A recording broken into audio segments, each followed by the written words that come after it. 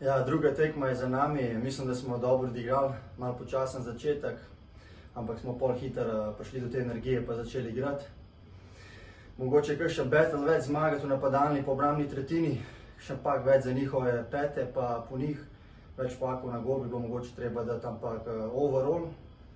šele druga pripravna tekma, tako da imamo še veliko cajta, da te napake popravimo pa se pripravimo do svetovnega prvenstva. Rezultatsko poraz 5-2, gotov, ko bi rekel, bi si zaslužili več,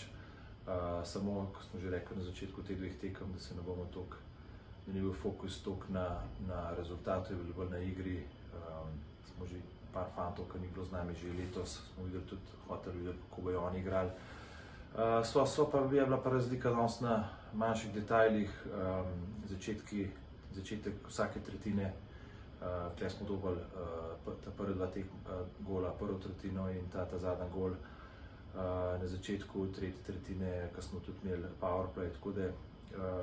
škoda, da fante niso bili v teh trenutkih zbrani, samo če pogledamo celotno tekmo, smo pa naredili stvari, ki smo želeli, veliko več smo imeli priložnosti za gole, da več smo igrali v njihovi napadalni tretjini in pa fante so odigrali 60 minut, koliko se smo zmenili, tudi ko so bili Polaki, smo imeli 2 gola pa 3 gole več,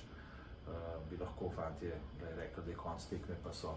do konca borbali 60 minut, tako da to se je tudi od njih zahtevalo in to je zelo pozitivno za naprej.